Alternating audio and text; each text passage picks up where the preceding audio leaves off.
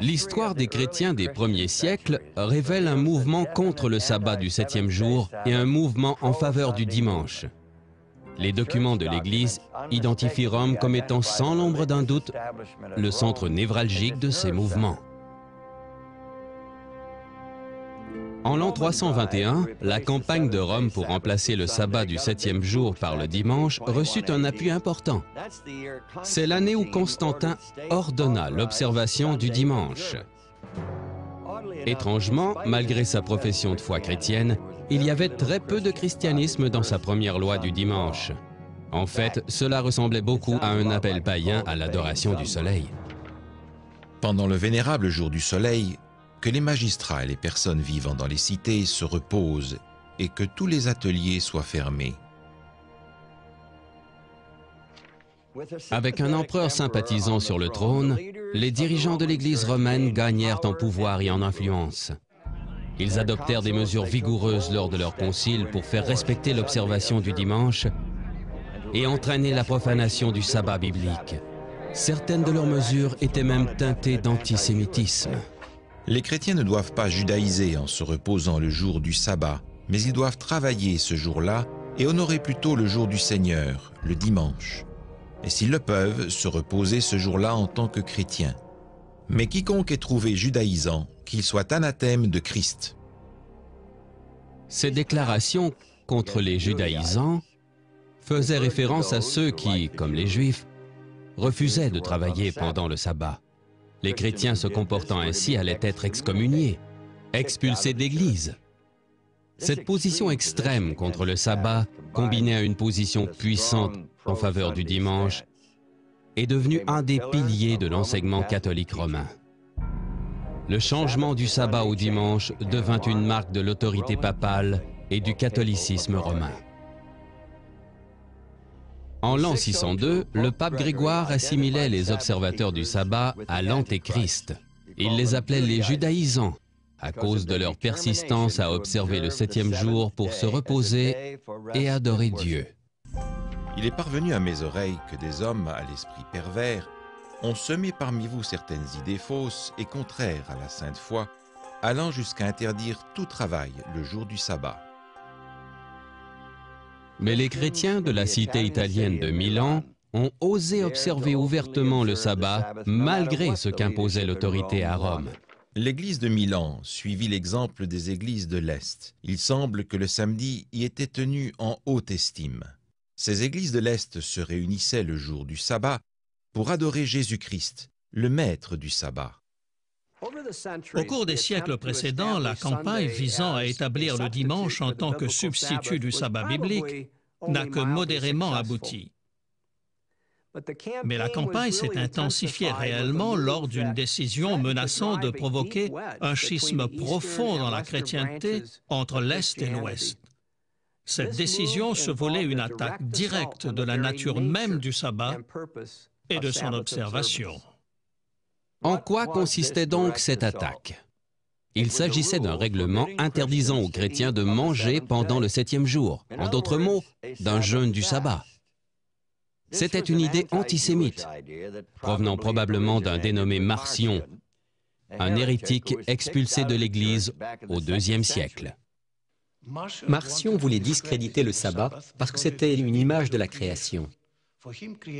Selon lui, la création était un acte mauvais, provenant d'un mauvais Dieu, du Dieu de l'Ancien Testament. Il distinguait le Dieu de l'Ancien Testament de celui du Nouveau Testament, le Dieu d'amour. Mais l'Église a rejeté cette idée, car la création était bonne et le Dieu de l'Ancien Testament est le même que celui du Nouveau. Marcion transformait ainsi un jour de fête en un jour de lamentation. C'était bien là son intention. Et c'est pour cette raison qu'il a lancé l'idée d'un jeûne du sabbat. Malgré son opposition à Marcion, l'Église récupéra son idée de jeûne et l'exploita afin de rendre le sabbat du septième jour rébarbatif. Faire du sabbat une journée sans nourriture s'avéra une stratégie très efficace, surtout que le sixième jour, le vendredi, était aussi un jour de jeûne pour de nombreux croyants. En une génération seulement, les jeunes chrétiens développèrent une aversion pour le sabbat, ce jour de jeûne et de tristesse, et en contrepartie, un attrait pour le dimanche, jour de fête et de réjouissance. C'était l'Église de Rome qui s'était faite championne du jeûne pendant le sabbat et des réjouissances le dimanche. En effet, au IVe siècle, le pape Sylvestre a déclaré qu'il était bon d'agir ainsi par mépris des Juifs.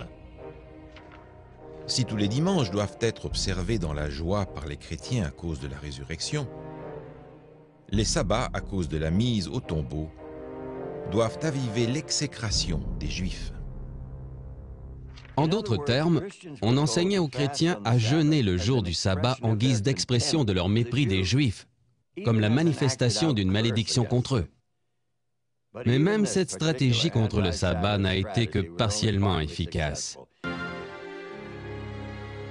Cependant, en général, l'Église de Rome réussit à établir l'observation du dimanche et à la faire appliquer. Après tout, les empereurs et les rois étaient dans l'obligation de faire appliquer la loi d'Église. De plus, sauf en quelques endroits isolés, l'Église contrôlait l'accès aux Saintes Écritures. L'homme ordinaire dépendait donc en grande partie du prêtre pour comprendre la Bible et ses enseignements. Mais il y avait des endroits retirés où les Écritures existaient encore dans la langue du peuple. Et dans ces endroits, il y avait des groupes très courageux qui résistaient à l'autorité de l'Église et persistaient à observer le sabbat. Dans les montagnes du nord de l'Espagne, en Italie et dans le sud de la France, la résistance de certains groupes d'individus au pouvoir de Rome est devenue légendaire. Des peuples tels les Albigeois, les Cathares, les Passaguini et les Vaudois. Des documents de l'époque nous indiquent que de nombreuses personnes au sein de ces groupes observaient le sabbat du 7e jour. Les ennemis des Cathares et des Vaudois les accusaient d'enseigner que les chrétiens devaient observer la loi de Moïse à la lettre, incluant le commandement du sabbat.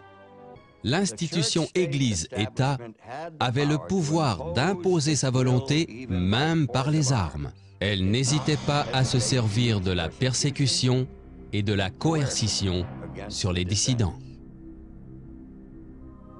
Puis, John Wycliffe entra en scène, et le monde chrétien n'a plus jamais été le même.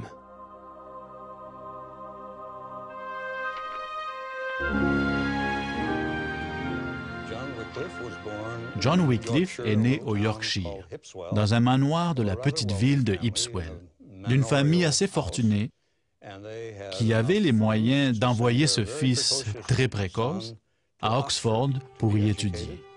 Cet endroit est devenu son véritable foyer pour le reste de sa vie. C'était le centre de sa vie, son centre d'intérêt et d'influence. John Wycliffe était passionnément amoureux de la parole de Dieu. Il a cherché à répandre la Bible parmi le peuple anglais.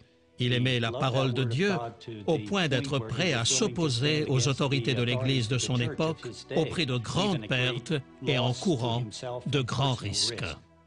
Par exemple, en ce qui concerne la lecture personnelle de la Bible, l'Église établie pensait que nous, les laïcs ordinaires, n'étaient pas assez intelligents pour la lire. Seul quelqu'un qui avait plusieurs années d'études supérieures derrière lui était en mesure de la comprendre. Les autorités de l'Église étaient très fortement opposées à ce que la Bible soit disponible dans la langue vernaculaire, accessible aux gens du peuple, car cela circonviendrait le rôle du prêtre et donnerait une certaine forme de pouvoir aux laïcs pour interpréter eux-mêmes les Écritures. John Wycliffe avait une compréhension et un respect profond de la personne. À son époque, toute l'instruction et l'enseignement religieux passaient par l'Église institutionnelle, et l'Église institutionnelle échouait dans son enseignement de la parole de Dieu. Wycliffe croyait que les enseignements de la Bible étaient suffisamment clairs pour être directement compris du peuple. S'il pouvait lire la Bible, il serait à même de choisir ce qu'il devait croire et comment se comporter. Je crois que l'Église, jusqu'à un certain point, craignait cette direction parce qu'elle allait perdre le pouvoir, l'autorité et le prestige dont elle bénéficiait jusque-là. La motivation de John Wycliffe pour traduire la Bible en anglais venait de sa conviction que l'autorité suprême en matière de foi et de conduite était la Bible. Wycliffe représentait la force motrice derrière la traduction de la Bible en anglais médiéval. Et nous le considérons en quelque sorte comme le père du projet. John Wycliffe ne s'intéressait pas uniquement à la traduction de la Bible. Il devint un critique de l'Église hardi et infatigable. Sa plume devenait une arme redoutable entre ses doigts. L'Église elle-même lui fournissait ses cibles, comme lorsque le pape Innocent III déclara qu'il était nécessaire pour tous d'être assujettis à l'évêque de Rome. John Wycliffe était d'avis que, premièrement, l'autorité papale n'avait aucun fondement scripturaire. Et deuxièmement, qu'elle était très corrompue, avait déformé l'Évangile et ajouté beaucoup d'institutions humaines dont l'objectif premier était d'amasser des fonds pour Rome. Et il s'est élevé contre la corruption générale du système papal tout entier. Wycliffe était d'avis que le pape accomplissait l'œuvre de l'Antéchrist. John Wycliffe était perçu par ses opposants de deux façons différentes. Premièrement, je crois qu'il y avait ceux qui avaient pour lui une grande admiration du fait qu'il était professeur de théologie et de philosophie à Oxford et le théologien le plus célèbre de son époque. Toutefois, il était également perçu comme quelqu'un de très dangereux. L'Église catholique romaine considérait John Wycliffe comme le plus grand de tous les hérétiques, de son époque du moins, parce qu'il attaquait vigoureusement l'Église, la considérant comme l'Antéchrist.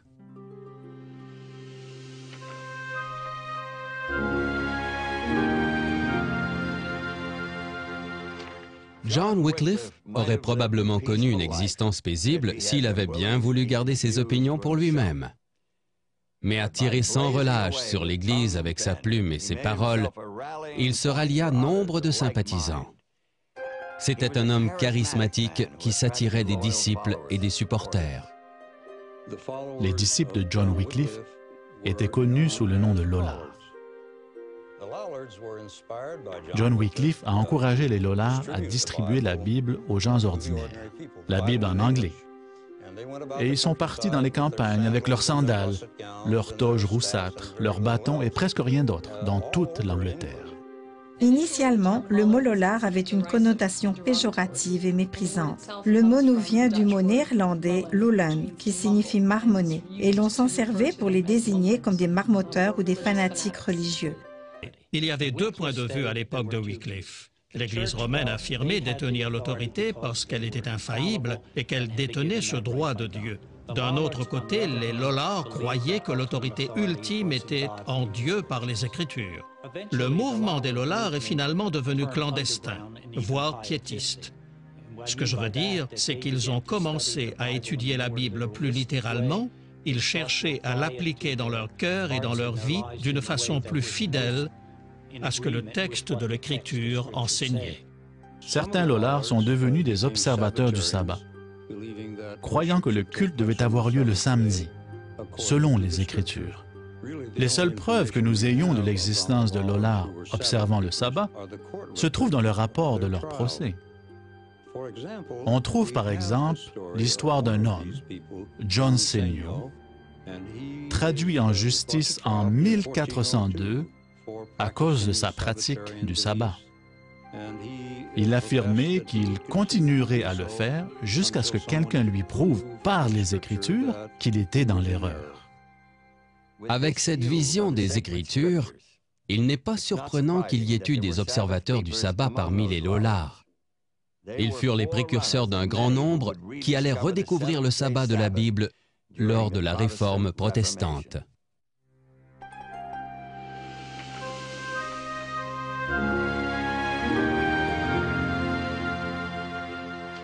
En l'an 1377, le pape Grégoire XI publia une déclaration officielle accusant Wycliffe d'hérésie. Mais l'Église romaine ne pouvait pas empêcher efficacement la propagation de ses idées. Elles étaient trop puissantes, trop irrésistibles.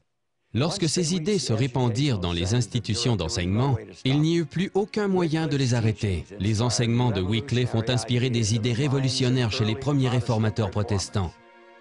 C'est pour cette raison que les historiens ont appelé Wycliffe l'étoile du matin de la Réforme.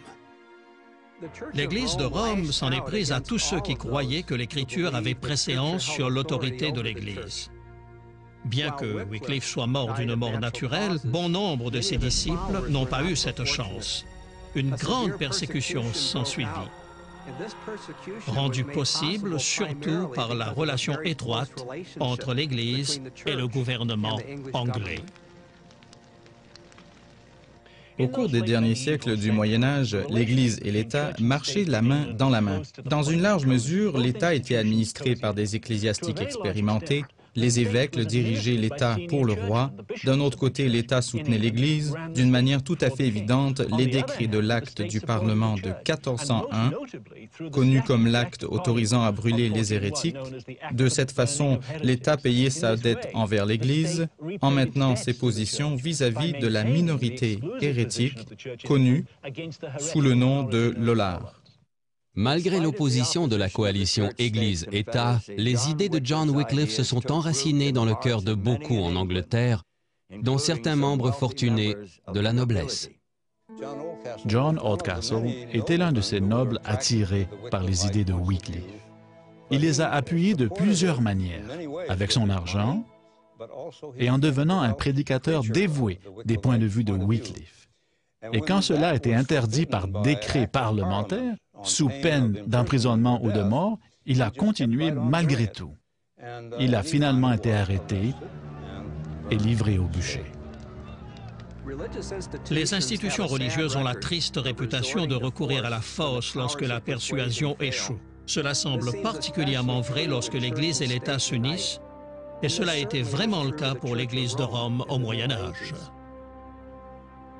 Si l'autorité suprême de l'Église pouvait être maintenue, les enseignements de l'Écriture finiraient par être occultés et oubliés. Mais si la Bible en venait à être perçue comme la source sacrée de la doctrine et le guide légitime de la vie chrétienne, le pouvoir de l'Église et de ses traditions perdrait beaucoup d'importance. Et grâce à John Wycliffe, c'est précisément ce qui s'est produit au cours des siècles qui ont mené à la réforme protestante.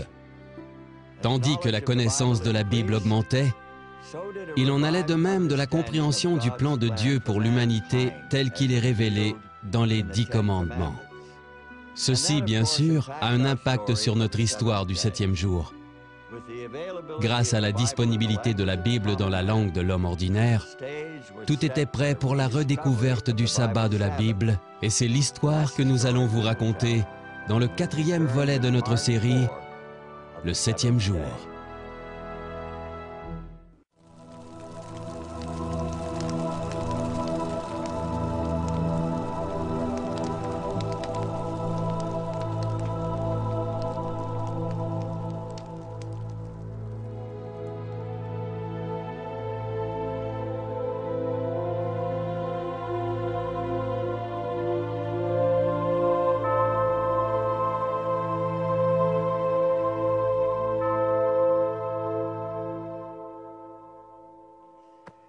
Il y a 500 ans, ces horribles bûchers de Moscou écrasaient la réforme russe du XVe siècle.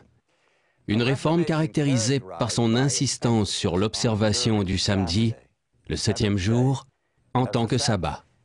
Bonjour, je suis Hal Holbrook. Bienvenue à ce 4e volet du 7e jour, révélation des pages perdues de l'histoire. L'homme enfermé dans la cage, Ivan Kuritsin, était un éminent théologien russe et un dirigeant du soulèvement religieux que les historiens appellent le mouvement de Novgorod-Moscou. Le tsar Ivan le Grand découvrit ce mouvement déjà bien établi à Novgorod lorsqu'il prit le contrôle de la ville vers 1480. Ivan constata que 2 prêtres orthodoxes russes étaient au cœur du mouvement de Novgorod. Il les invita à Moscou. Le docteur Oleg Gigankov nous explique. La raison pour laquelle Ivan amena les 2 prêtres les plus éminents de Novgorod à Moscou fut qu'il était lui-même, d'une certaine manière, ouvert aux opinions des réformateurs. Et Ivan assigna les 2 prêtres aux 2 plus importantes cathédrales de Russie à Moscou, la cathédrale Arkhangelski et la cathédrale arménienne. Ces 2 cathédrales sont toujours les plus importantes de Russie. Et le tsar n'était pas le seul à être en faveur de la réforme. Le mouvement Novgorod-Moscou touchait les plus hautes instances du gouvernement et comprenait des gens de l'entourage immédiat du tsar. Toute cette histoire ressemble à un grand roman gothique. D'un côté, vous avez Elena Stefanovna, la veuve, belle-fille du tsar, et elle est une soubotnik, c'est-à-dire une observatrice du sabbat. De l'autre côté, il y a l'épouse du tsar, en fait sa deuxième épouse, Sophie, une princesse grecque de naissance. Sophie grandit en Italie sous l'influence des dirigeants catholiques romains, qui espéraient que son mariage avec le tsar rapprocherait les Russes de l'Église de Rome. Mais Sophie embrassa finalement la religion orthodoxe russe. Le tsar se retrouve ainsi coincé entre ces deux femmes qui avaient toutes deux une grande influence sur lui et à la cour. Et leurs idées sont radicalement opposées sur le plan religieux. Mais la situation se complique davantage. Le fils d'Elena, Dimitri, le petit-fils d'Ivan, est destiné à être le prochain tsar. Et Dimitri, tout comme sa mère, appuie les réformateurs qui observent le sabbat. Maintenant, Sophie, la deuxième épouse du tsar, lui donne un fils prénommé Vassili. Or, elle veut que son fils succède à Ivan en tant que tsar. Elle ne recule devant aucun moyen pour arriver à ses fins. Sophie a un puissant allié en la personne de Gennady, l'archevêque orthodoxe russe de Novgorod. Gennady est un fanatique, l'ennemi juré des réformateurs qui observent le sabbat. Il prône des mesures extrêmes. Écoutez ce qui suit. Dans certaines de ses lettres adressées au tsar, Gennady déclare vénérer les méthodes de l'Inquisition espagnole et insiste pour que l'Église orthodoxe russe et l'État russe appliquent ces méthodes contre le mouvement subbotnik. Les dirigeants de l'Église orthodoxe russe se réunirent au concile de Moscou et condamnèrent les réformateurs pour hérésie. La sentence du concile énumère les chefs d'accusation. Certains d'entre vous ont blasphémé contre beaucoup de saintes icônes. Certains d'entre vous les ont découpés et brûlés. Et vous avez tous honoré le sabbat plus que le jour de la résurrection du Christ. Bien entendu, le jour de la résurrection est le dimanche, le premier jour de la semaine. Le concile accusa ces réformateurs d'honorer le septième jour, le sabbat, plus que le premier jour, le dimanche. Et c'est bien ce qui unissait leur mouvement. Le concile de Moscou marqua le début de la fin pour le mouvement Novgorod-Moscou. Le mouvement se consuma finalement dans les flammes de la place rouge. Elena Stefanovna et son fils tombèrent en disgrâce. Leur sort est incertain. Le tsar Ivan III mourut et son fils Vassili prit sa place, exactement ce que sa mère voulait.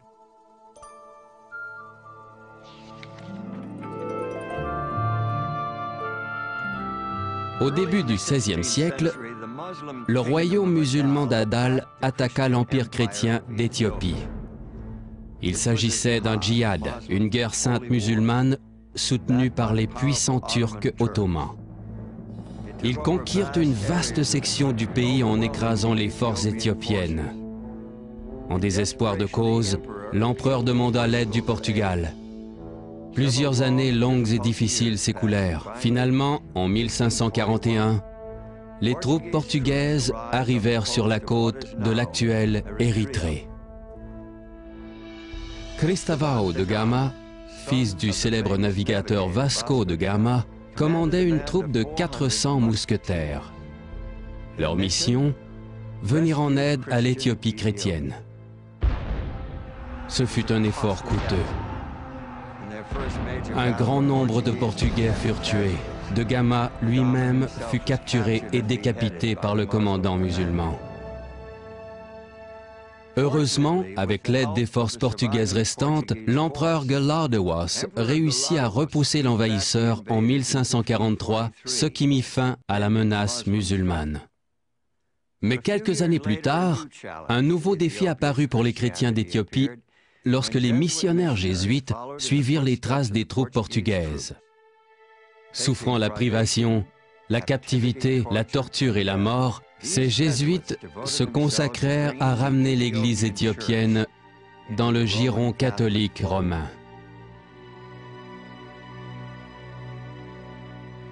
Or, il y avait des différences majeures entre les églises orthodoxes éthiopiennes et catholiques romaines. L'observation du sabbat par les Éthiopiens n'était pas la moindre, car cette pratique datait d'au moins 1000 ans. Malgré cela, les jésuites persistèrent. Finalement, l'empereur Susenyos adopta l'Église catholique romaine et professa son allégeance au pape. En 1622, il proclama le catholicisme romain religion officielle de son empire. Afonso Mendez, un prêtre jésuite, arriva en Afrique en tant que nouveau patriarche de l'Église éthiopienne.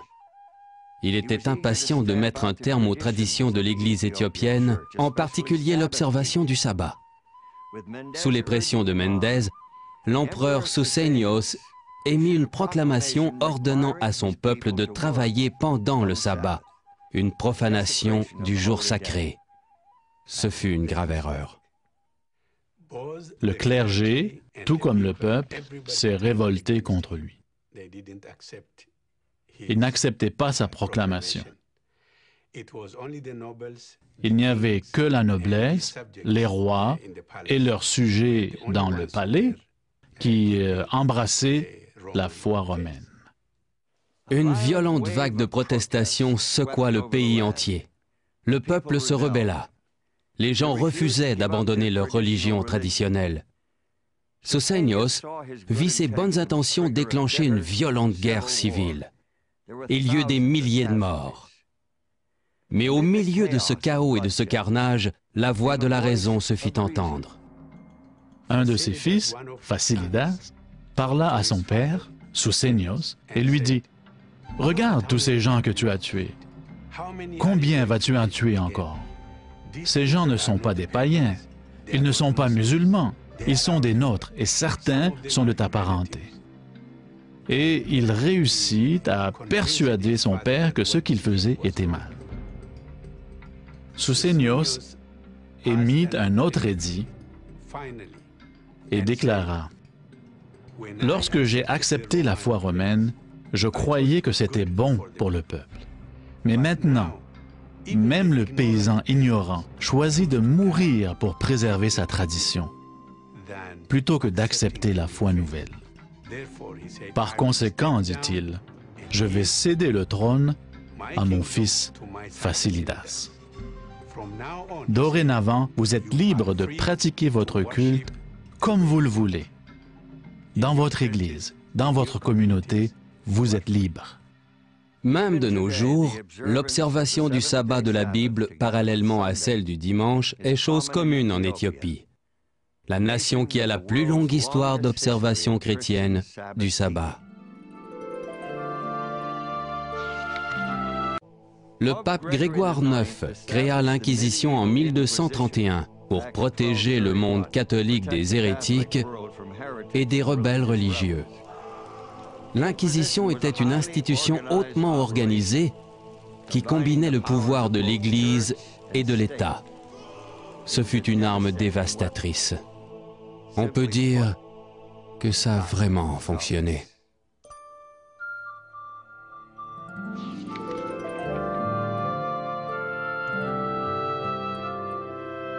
En 1469, le mariage de Ferdinand et d'Isabelle réunit les royaumes d'Aragon et de Castille en un royaume uni d'Espagne. Notons qu'il s'agit des mêmes Ferdinand et Isabelle qui envoyèrent Christophe Colomb en voyage d'exploration en 1492. Le nouveau roi et la nouvelle reine étaient des catholiques militants. En fait, on les appelle les monarques catholiques. Mais ils devaient reconnaître que leur Espagne n'était pas aussi catholique qu'ils l'auraient voulu. Voyez-vous, une génération ou deux plus tôt, les Juifs d'Espagne avaient été forcés de se convertir au catholicisme sous peine de déportation et de dépossession. On donna à ces convertis forcés le nom de nouveaux chrétiens, un nom qui leur est resté. Ils furent baptisés en tant que catholiques romains Mais certains d'entre eux, probablement beaucoup, conservèrent certaines coutumes traditionnellement juives, comme l'observation du 7e jour, le samedi, en tant que sabbat. La reine Isabelle considérait cela comme une profanation grave de la véritable religion catholique. Ainsi, en 1478, elle persuada le pape d'autoriser l'Inquisition espagnole. Elle voulait purger son Église de toute trace d'hérésie juive. L'Inquisition en Espagne et au Portugal consacra beaucoup d'énergie et d'application à repérer et à éliminer les personnes qui se prétendaient catholiques romaines, mais qui continuaient de s'accrocher à leur judaïsme. Certains de ces nouveaux chrétiens suivaient la coutume juive consistant à allumer une chandelle le vendredi soir, avant le coucher du soleil, au moment où commence le sabbat selon l'Ancien Testament. Aux yeux des inquisiteurs, allumer ces chandelles du sabbat constituait une preuve d'hérésie. Le pouvoir de l'Inquisition était subtil et insidieux. Les inquisiteurs incitaient les gens à espionner leurs amis, leurs voisins et même les membres de leur propre famille. Ils avaient recours aux menaces et à la torture pour forcer les gens à fournir des preuves dont ils avaient besoin. Les hérétiques irréductibles et les récidivistes subissaient des mesures extrêmes. Ils étaient livrés aux autorités séculières pour subir leur peine. Certains étaient brûlés en effigie, d'autres étaient livrés au bûcher en personne. L'Inquisition espagnole déploya largement son filet et ramena d'autres personnes avec les Juifs convertis. L'Église catholique romaine s'en prit également aux anciens musulmans. Les inquisiteurs les soupçonnaient de pratiquer secrètement l'islam. Et bien entendu, l'Espagne devait être protégée de la tempête des controverses religieuses qui secouaient le reste de l'Europe. Ça aussi, c'était l'affaire de l'Inquisition. Le docteur Constantino Pons de la Fuente était un prédicateur immensément populaire et un écrivain doué. Il voyageait à travers presque toute l'Europe à titre d'aumônier de la cour impériale.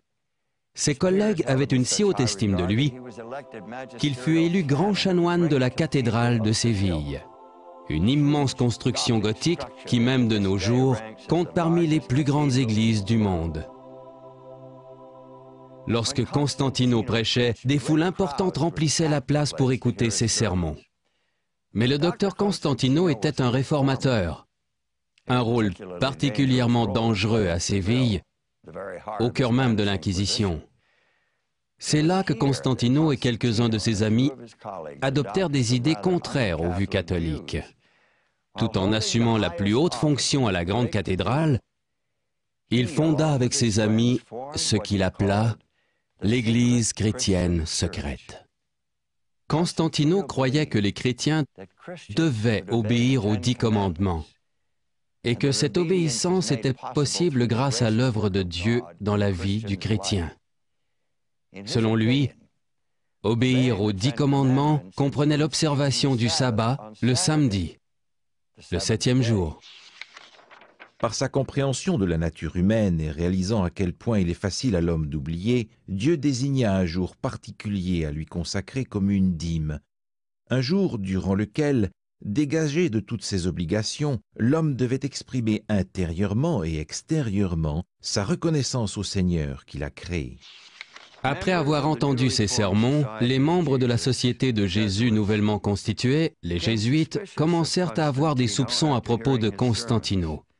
Le bureau de l'Inquisition lui demanda à plusieurs reprises d'expliquer ses enseignements. Ses amis étaient inquiets. Il leur dit « Ils veulent me brûler, mais ils se sont aperçus que je suis encore trop vert. » Les officiers de l'Inquisition l'arrêtèrent finalement en août 1558 et l'enfermèrent dans la prison des inquisiteurs, non loin de Séville. Isolé de ses amis, de ses disciples, et des foules qui remplissaient jadis la cathédrale, Constantino Pons de la Fuente passa ses derniers jours dans des conditions effroyables. Il n'y avait plus de foule pour entendre ses dernières paroles lorsqu'il mourut en février 1560, une autre victime de l'Inquisition espagnole.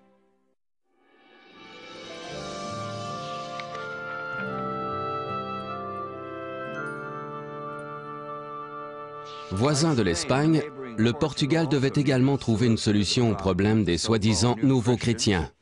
L'Inquisition débuta dans ce pays en 1536 et se termina tard, au XIXe siècle, ce qui représente 300 ans de tyrannie et d'oppression, marqués par une cruauté et une violence inqualifiables. Les documents qui ont été conservés jusqu'à notre époque font état de nombreuses victimes, rapports méticuleux qui décrivent froidement ces tragédies humaines avec une grande précision.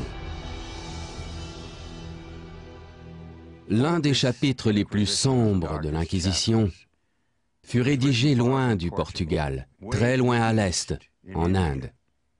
Vous vous demandez probablement comment l'Inquisition a pu se rendre jusque-là. Permettez-moi de vous le raconter.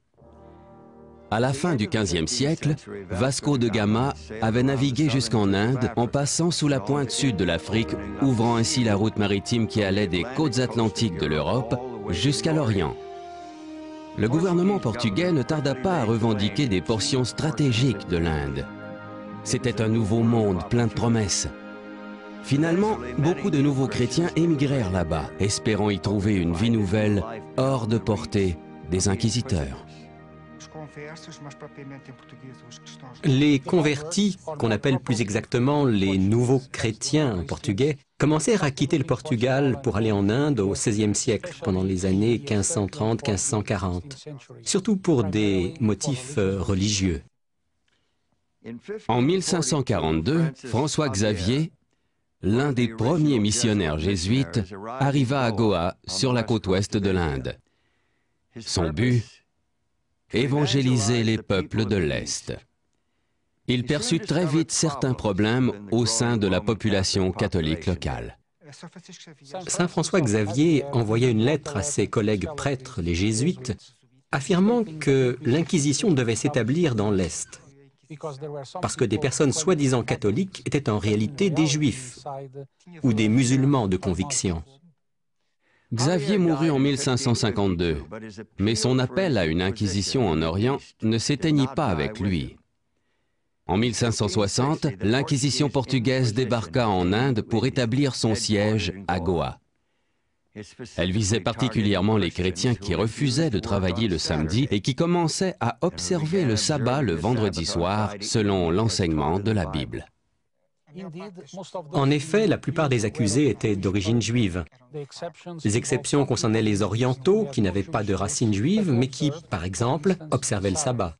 Il est possible que ces observateurs du sabbat, n'ayant pas de racines judaïques, constituent la preuve de l'existence d'églises chrétiennes locales qui ont observé le sabbat pendant des centaines d'années et pour qui les coutumes du sabbat remontent aux premières églises en Inde. Ces peuples indigènes n'étaient pas catholiques et ne pouvaient être appelés nouveaux chrétiens.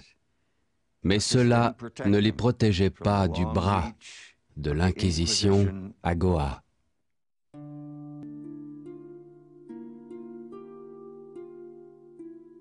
Je suis Charles Delon, médecin citoyen de France. Pourquoi suis-je ici, prisonnier de l'Inquisition?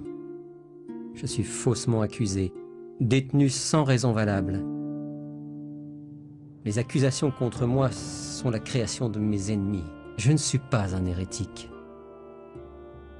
Mais je n'ai plus aucun espoir de quitter un jour cet endroit. Ma seule porte de sortie est la mort. Qu'on me vienne en aide. J'ai essayé de m'enlever la vie à plusieurs reprises. Ils veulent que j'avoue. Mais avouer quoi? J'ai avoué encore. Mais ils en veulent toujours davantage. Au moins, je ne suis pas un de ces nouveaux chrétiens. C'est après eux qu'ils en ont vraiment. Mais ça ne change rien. Je suis emprisonné ici tout comme eux. Et mon sort est aussi incertain que le leur. Nous connaissons le cas de Charles Delon parce qu'après coup, il a rédigé un rapport détaillé de son expérience. Accusé d'infractions mineures, il fut détenu pendant 2 longues années avant son procès. Ses juges le bannirent de l'Inde et le condamnèrent à 5 ans de travaux forcés dans le chantier de construction navale de Lisbonne. Il eut plus de chance que la majorité. Certains de ses amis en France intervinrent en sa faveur et réussirent à obtenir du grand inquisiteur une libération anticipée. En 1677, de retour en France en toute sécurité, il commença à mettre par écrit son cauchemar en tant que victime de l'Inquisition. Dans son récit, il raconte que la plupart de ceux qui étaient livrés au bûcher pour avoir judaïsé n'étaient pas du tout juifs, mais qu'il s'agissait de chrétiens qui observaient le sabbat. Sur 100 personnes considérées comme juives et condamnées à brûler, 4 à peine professèrent leur appartenance au judaïsme au moment de leur mort. Les autres protestèrent et soutinrent jusqu'à leur dernier souffle qu'elles étaient chrétiennes et qu'il en avait été ainsi toute leur vie. En 1684, Charles Delon publia son récit sur l'Inquisition à Goa. Le livre, écrit du point de vue d'une victime, révèle comment opérait l'Inquisition portugaise. Vous pouvez vous-même lire ce livre. Le tableau n'est pas très beau.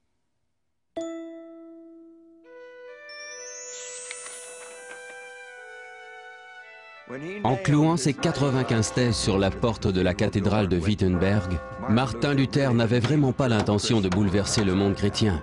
Il voulait simplement que s'opèrent certains changements dans l'Église catholique romaine, son Église. Mais Luther avait déclenché un incendie que personne ne pouvait plus éteindre. Nous le connaissons sous le nom de Réforme protestante. Celle-ci mit l'accent sur une confiance nouvelle dans les Saintes Écritures.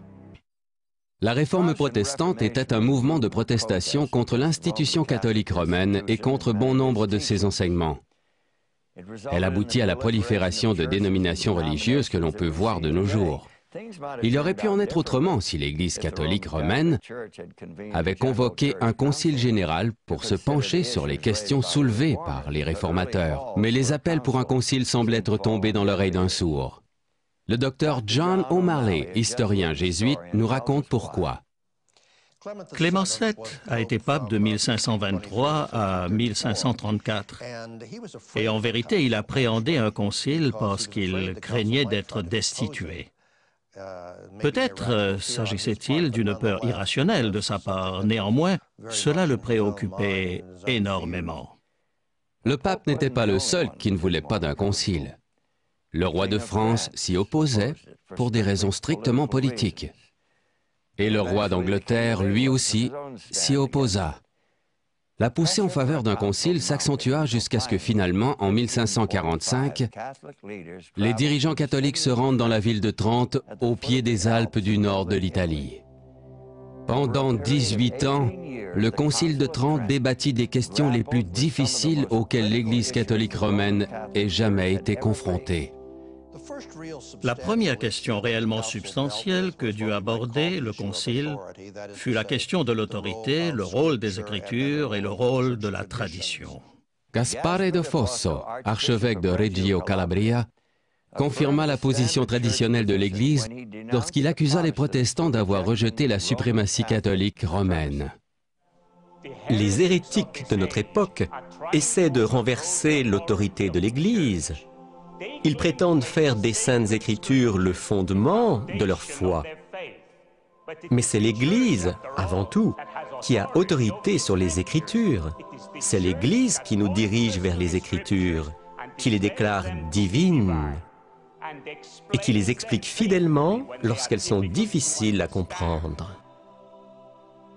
Le Concile de Trente décida que l'autorité de l'Église reposait sur 2 piliers, non pas sur les Écritures seules, mais sur les Écritures et sur quelque chose que le Concile appela la tradition. L'autorité qui découlait de la foi transmise par les apôtres agissait comme un pilier jumeau des Saintes Écritures, confirmant l'autorité des enseignements de l'Église catholique.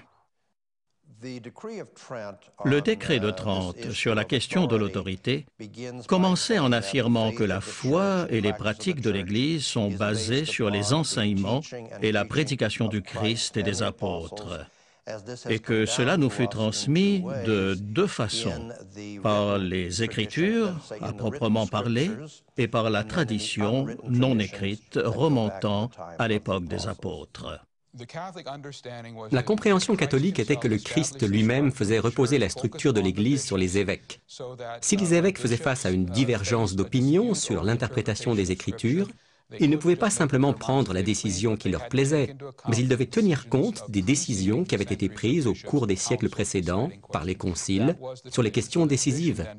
Ainsi, la tradition devient un filtre à travers lequel les évêques lisent l'interprétation de l'Écriture. Il y avait là une position fondamentale qui sépare toujours l'Église de Rome de la majeure partie du monde protestant. En confirmant l'autorité de la tradition non écrite, les évêques du Concile validèrent de nombreux enseignements et traditions non bibliques. Dans ce décret, le Concile n'énumère aucune tradition. Mais nous savons, d'après les discussions, que les évêques avaient certaines questions en tête, comme par exemple le baptême des enfants. Où trouve-t-on cela dans la Bible? Et pourtant, il s'agit d'une pratique chrétienne bien établie. L'enseignement du credo disant que le Christ est descendu aux enfers. Pas très clair où cela se trouve dans le Nouveau Testament. Qu'en est-il de l'observation du dimanche? Ça ne semble pas être dans le Nouveau Testament non plus. Qu'en est-il du credo des apôtres lui-même? Nous savons maintenant que cela ne provient pas de l'époque des apôtres, mais c'est ce que croyaient les gens à Trente. Voilà donc un autre exemple de tradition qui embarrassait les gens de ce concile. Ils pensaient qu'ils ne pouvaient souscrire à une position seulement scripturaire au sens strict. Comment donc le jour d'adoration avait-il pu être changé du samedi au dimanche? Pour les évêques présents au Concile de Trente, la réponse était claire. Le sabbat, le jour le plus glorieux de la loi, a été changé pour le jour du Seigneur. Cela n'a pas été fait selon un commandement du Christ, mais par l'autorité de l'Église.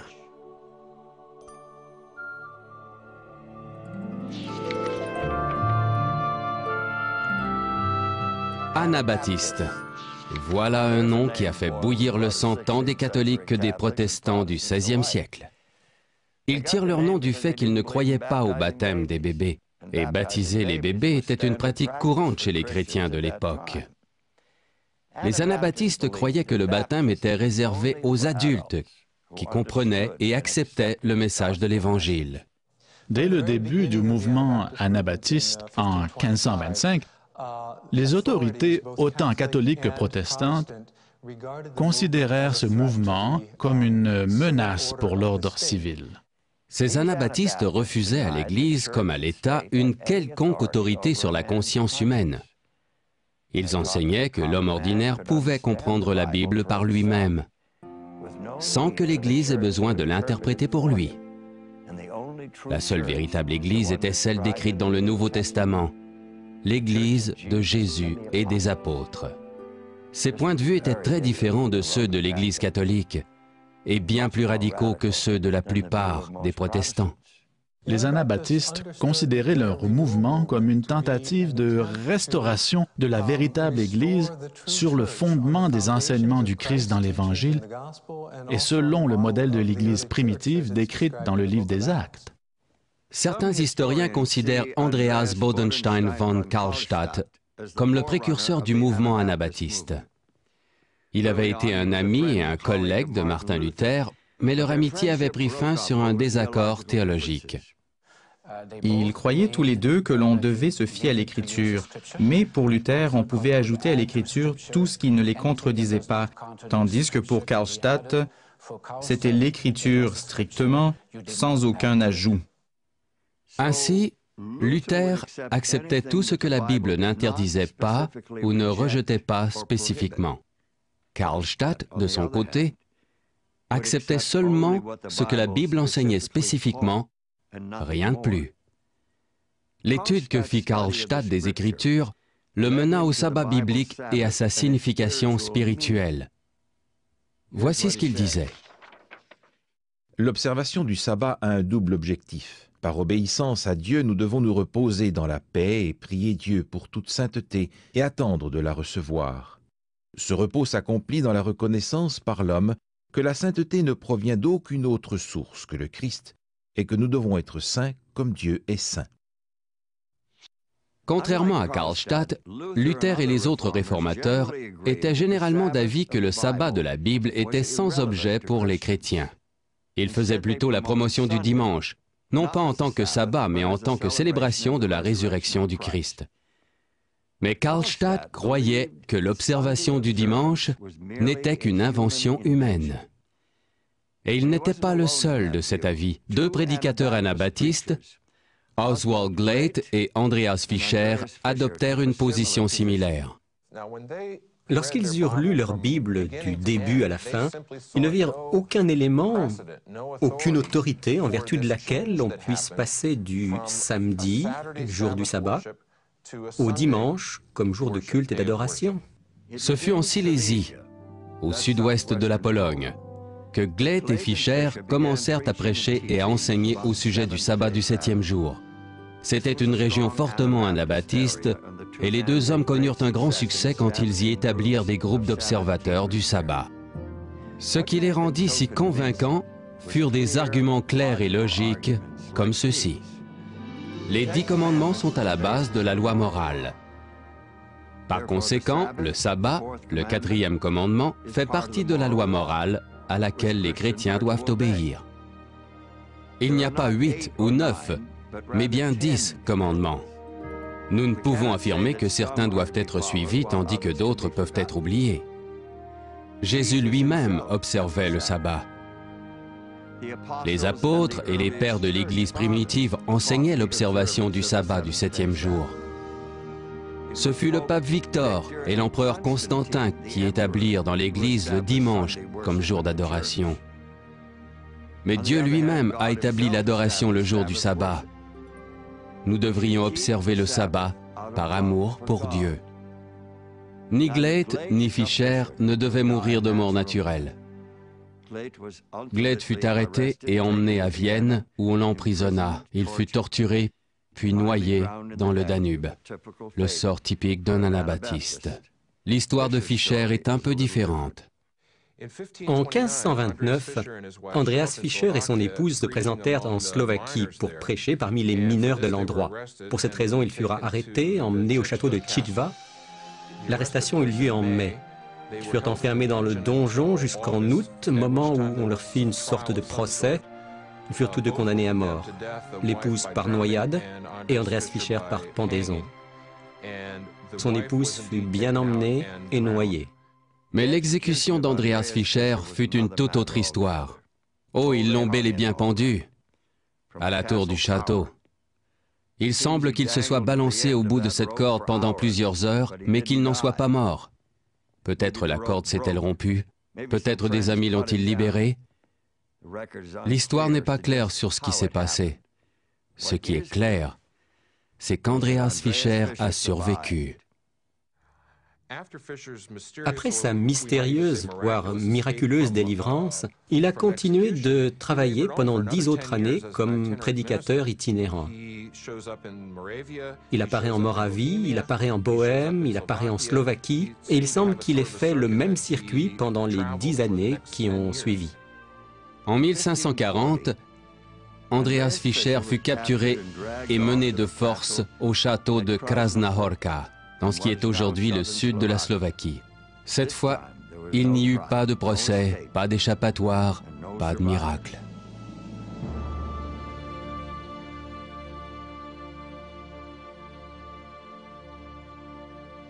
Il semble qu'au XVe, XVIe et XVIIe siècle, des gens aient observé le sabbat de la Bible dans des régions très variées. Nous avons déjà mentionné la Russie, l'Éthiopie, l'Espagne et l'Inde. Mais pour trouver les exemples les plus remarquables, nous devons nous tourner vers l'Angleterre. Dans ce pays, le roi Henri VIII a destitué l'Église catholique romaine de l'ensemble des fonctions ecclésiastiques. Il s'est approprié les cathédrales, les monastères et les couvents. Il s'est également approprié les membres de la hiérarchie de l'Église, prêtres et évêques de tous les niveaux. Il a tout réquisitionné pour former sa propre version d'une Église nationale protestante, l'Église d'Angleterre. Le mouvement pour le sabbat en Angleterre fut en grande partie le résultat direct de l'étude de l'Écriture et de la conviction grandissante de l'obligation d'observer le 4e commandement en joignant l'observation du samedi au lieu du dimanche. Un des premiers héros parmi les hommes du 7e jour était une femme, Dorothy Trask.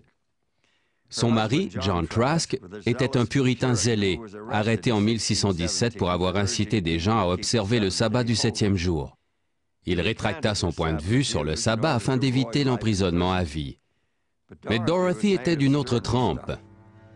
Elle alla en prison pour ses croyances et y resta jusqu'à sa mort. En 1628, un ecclésiastique anglican nommé Theophilus Brabourne publia le premier livre en anglais invitant à observer le sabbat du 7e jour. Son discours sur le jour du sabbat établit les fondements doctrinaux d'un mouvement qui, sous une forme ou une autre, s'est perpétué jusqu'au XXIe siècle. La question est claire. Nous n'avons qu'à consulter notre propre calendrier, des jours et des semaines, pour mettre un terme à la discussion. C'est le samedi, le 7e jour, le sabbat de la création que nous devons sanctifier. Lorsqu'on sera en mesure de me montrer, à partir de l'Écriture, qu'il y a un autre 7e jour que celui que nous appelons samedi, dernier jour de la semaine, alors seulement on pourrait me convaincre que le 4e commandement parle d'un autre 7e jour que le samedi. Le fondement de l'argumentation de Brabourne sur le sabbat était l'autorité suprême de la Bible. Il insistait sur le fait que le samedi est bien le 7e jour, le 7e jour de la semaine établi par Dieu à la création, et le 7e jour des 10 commandements. Je ne me soucie point de ce que vous observiez le sabbat du samedi, ou le sabbat du dimanche, ou le sabbat du lundi. Mais, si nous avons du respect pour Dieu et pour ses Écritures, rendons-lui le jour qu'il a choisi, et non un autre. Ce qui paraît logique. En 1660, Brabourne publia un pamphlet affirmant que la question du samedi et du dimanche représentait la plus grande controverse de l'Église d'Angleterre à cette époque. Son grand espoir était que l'ensemble de l'Église d'Angleterre passe de l'observation du dimanche à l'observation du sabbat du 7e jour. En ce qui concerne le sabbat, Brabourne mettait surtout l'accent sur le texte biblique. Depuis la création jusqu'aux 10 commandements, dans les enseignements et les pratiques de Jésus, pour les apôtres de l'Église du 1er siècle, il n'y a eu aucun changement de jour. Il soutenait donc que l'Église devait rendre son culte d'adoration le sabbat du 7e jour. La théologie de Brabourne sur le sabbat était essentiellement christocentrée. En plus de considérer le sabbat comme un mémorial de la création, il le considérait également comme un signe de la rédemption en Christ. La position officielle de l'Église était que le 4e commandement appartenait à la loi cérémonielle qui a été abolie par la mort du Christ sur la croix. Brabourne considérait ce genre de raisonnement comme une monstrueuse absurdité et faisait remarquer que la totalité des 10 commandements avait été écrits dans la pierre par la main de Dieu et qu'il n'y avait rien de cérémoniel là-dedans. La loi morale, ou décalogue, prononcée par Dieu et écrite de son propre doigt sur des tables de pierre, est toujours en vigueur. Les adversaires de Brabourne soutenaient que le Christ lui-même avait transféré le sabbat au premier jour de la semaine. Brabourne rétorquait qu'une telle affirmation était une calomnie notoire contre le Christ. Il appuya son point de vue en faisant remarquer quelque chose qui aurait dû paraître évident même pour ses adversaires. Les Écritures ne mentionnaient aucune parole du Christ à propos d'un changement du sabbat. Brabourne affirmait que l'observation du dimanche était une erreur attribuable à l'Église de Rome, enracinée dans la tradition et non dans l'Écriture. Les autres hommes du 7e jour étaient d'accord avec lui, et ils ne gênaient pas pour blâmer Rome du transfert du samedi au dimanche. Ils en appelèrent au Parlement anglais pour corriger l'erreur. En 1632, Theophilus Brabourne fut lui-même arrêté et confiné à la prison Gatehouse de Londres. La Cour le condamna à une amende de 1000 livres anglaises, ce qui équivaudrait de nos jours à environ 150 000 $ américains. Ils lui retirèrent sa licence de ministre du culte et ordonnèrent son excommunication de l'Église d'Angleterre. En plus de tout cela, il passa 1 an et demi derrière les barreaux. Mais les cours de justice et les prisons ne purent détourner Brabourne et ses collègues du 7e jour de leur objectif. James Oakford était un baptiste qui vivait dans la ville de Salisbury. En l'an 1650, il écrivit un livre pour la défense de l'observation du samedi intitulé « La doctrine du 4e commandement ». L'un de ses principaux arguments, tel que l'indique la page de titre, était que le 4e commandement avait été déformé par la papauté. 100 exemplaires du livre d'Oakford furent saisis sur ordre du maire de Salisbury et l'un des exemplaires fut expédié au Parlement. En quelques jours seulement, la Chambre des communes prohiba le livre sous le motif que ce livre était erroné, scandaleux et profanateur. La Chambre ordonna que tous les exemplaires en Angleterre et au Pays de Galles soient brûlés en public. Oakford fut lui-même excommunié et condamné à la prison. Pour ce qui est de son livre, un seul exemplaire subsiste à ce jour, à la bibliothèque de la cathédrale Christ Church d'Oxford en Angleterre. Un autre réformateur du sabbat est Francis Bamfield, descendant de Sir Francis Drake. Il est le frère d'un membre distingué du Parlement. Bien qu'il ait été l'un des plus grands prédicateurs anglais de son époque, ses points de vue anticonformistes le conduisirent en prison en 1663. C'est là, dans la prison de Dorchester, qu'il découvrit le sabbat biblique et commença à observer le 7e jour. Plusieurs détenus se joignirent à lui. Après sa libération, Bamfield devint un ardent défenseur du sabbat. Il se rendit à Londres et tenta d'y organiser une union des congrégations observatrices du sabbat. 10 ans plus tard, en 1683, il fut arrêté alors qu'il s'adressait à sa congrégation de Londres. Il mourut en prison 1 an plus tard. Malgré les épreuves et les persécutions, le mouvement du 7e jour fleurissait dans l'Angleterre du XVIIe siècle. De nombreuses assemblées se réunissaient pour le culte, le samedi, en différents lieux du pays. L'un des hommes du 7e jour les plus en vue et les plus influents résidait à Woodham Mortimer. Médecin de 3 couples successifs de rois et de reines d'Angleterre, Peter Chamberlain fut un docteur célèbre et un observateur du sabbat de longue date. Voyez son épitaphe. Pour ce qui est de sa religion, c'était un chrétien observant les 10 commandements de Dieu et gardant la foi de Jésus. Baptisé vers l'an 1648, il observa le jour du sabbat pendant plus de 32 ans.